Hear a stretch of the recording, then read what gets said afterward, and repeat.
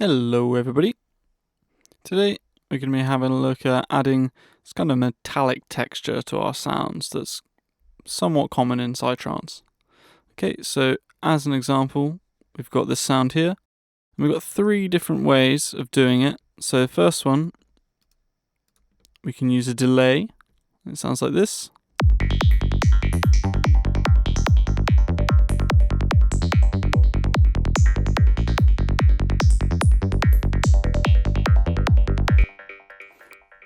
Or it can sound lower, maybe an octave down.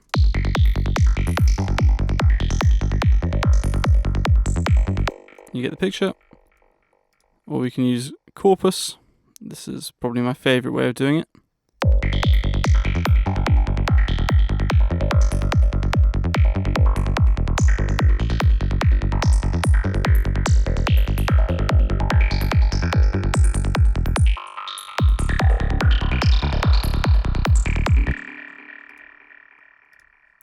Or we can use Melder's comb.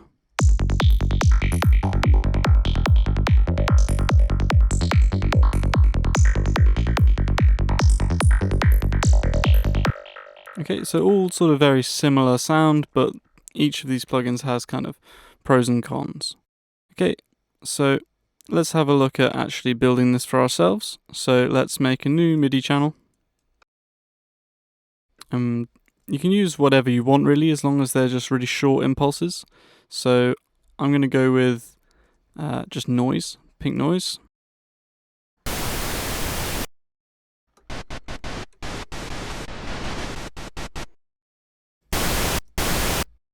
Fantastic. It's noise for you. Okay, so just going to pop over here, turn off the filter. Don't need any of this velocity, so let's turn off as well. Turn the sustain right down, and I'm going to turn the decay down to sort of maybe 50, 60 milliseconds.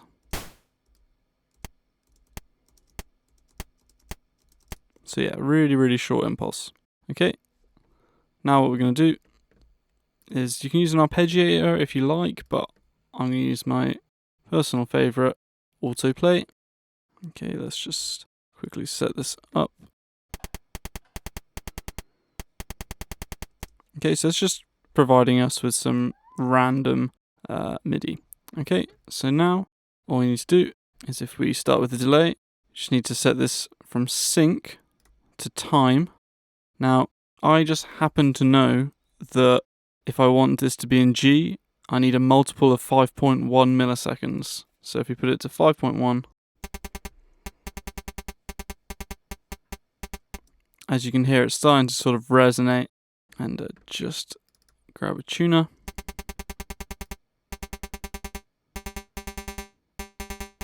As you can see, we have a G.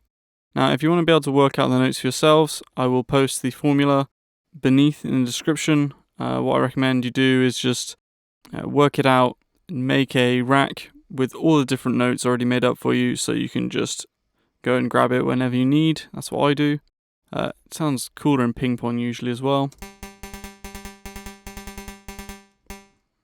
There we go. Okay, and then for good measure, let's use an echo.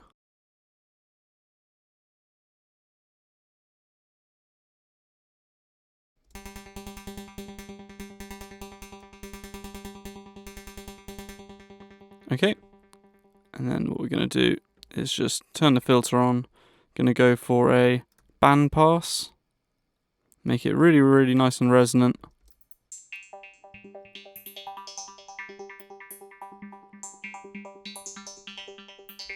Okay, so then let's just quickly record in a movement with this.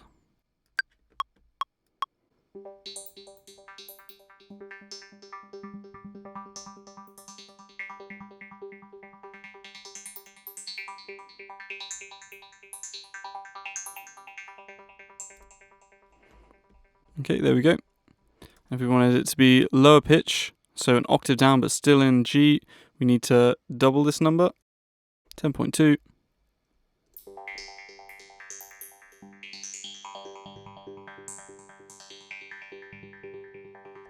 And lower again.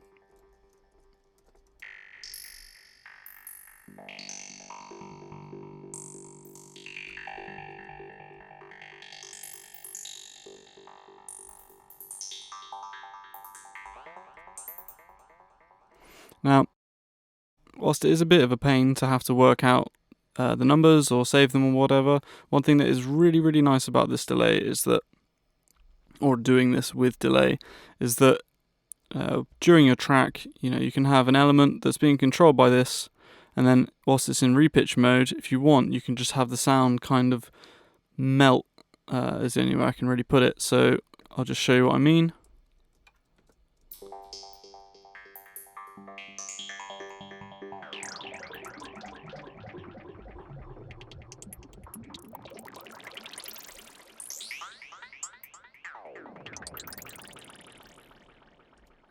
So yeah, it's really quite pleasing effect, that repitch. Okay, so now let's do it with Corpus. Okay, so Corpus is a little bit different. We don't need to work out any millisecond values, we can just tune it. So it starts off in C3, and I know I'm going to want a low octave, so let's just drag it right to the bottom and push this up to G. Okay, so by default it's in this beam mode. We want pipe. Tube can be really cool too, but pipe I find gives the most kind of psychedelic effect. Okay, so we can control how long the sort of impulse carries on for from Corpus.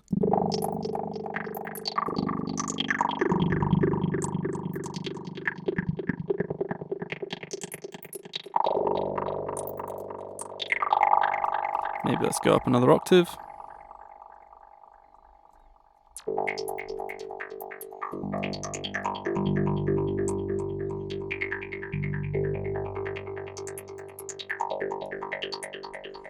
So yeah, it's quite nice. But what makes this really cool, for me at least, is we have this radius and opening control. So we can get quite a lot of control over the timbre of the sound.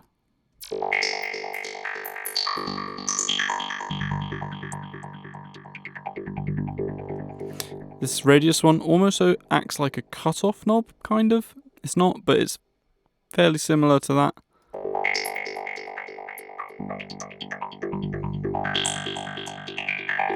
So let's leave that open, because that's quite nice.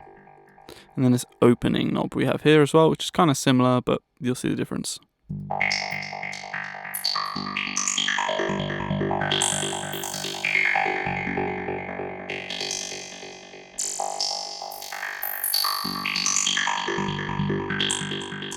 So it kind of determines how much or how full the spectrum is that's produced from it.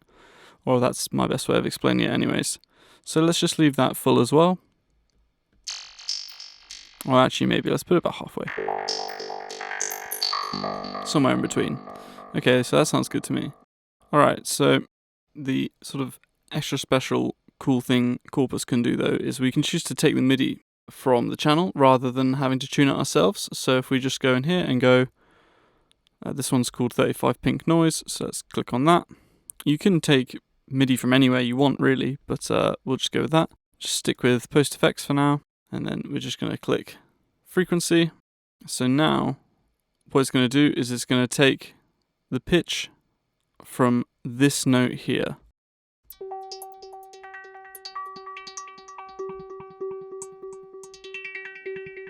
We don't need any pitch bend, so let's just get rid of that. Okay, so if we pop in here and just change the octave, you will hear Corpus reacting to the note.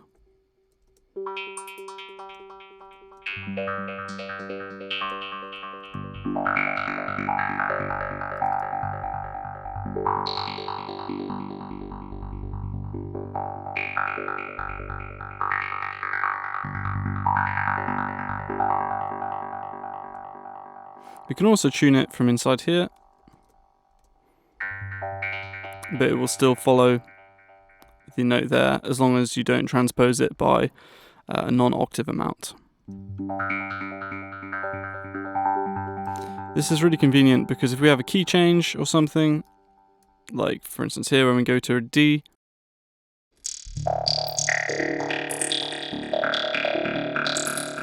I didn't actually have to do anything, I just changed the MIDI note in the arrangement view and that's all I needed to do. Okay, so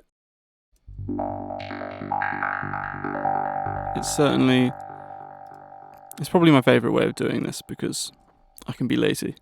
Okay, so if you want, you can automate the decay and things like that, or you can use this knob here to kind of control all through at once and create all automations and everything you want. Save the bits you like, and yeah. I will just show the tube as well, because the tube can be pretty cool.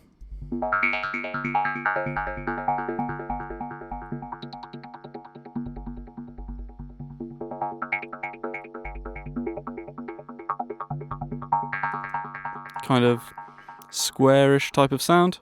Pretty cool.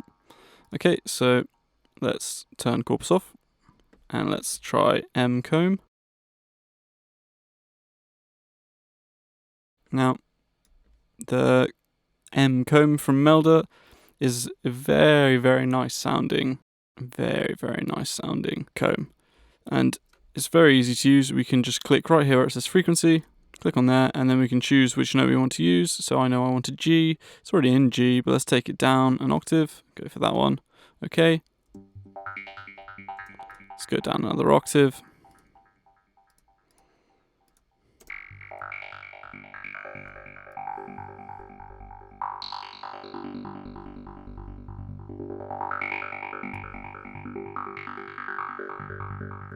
Okay, and we can control how long that goes on for with this feedback knob. Same with delay, we just have a feedback knob that says sort of how long do we want this to go on for.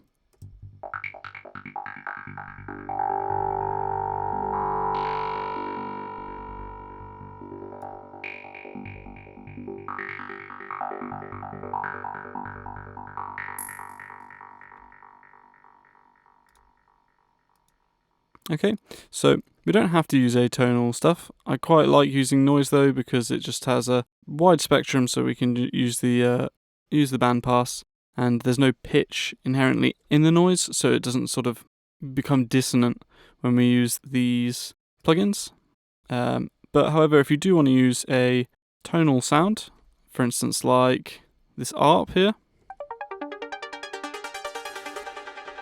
we can still do this trick, but I would recommend either using Corpus so you can track the pitch, or use comb or whatever you want, but just set it to the key of your track, so it should kind of work with all the notes you're going to play. So I'll just play this so you can hear.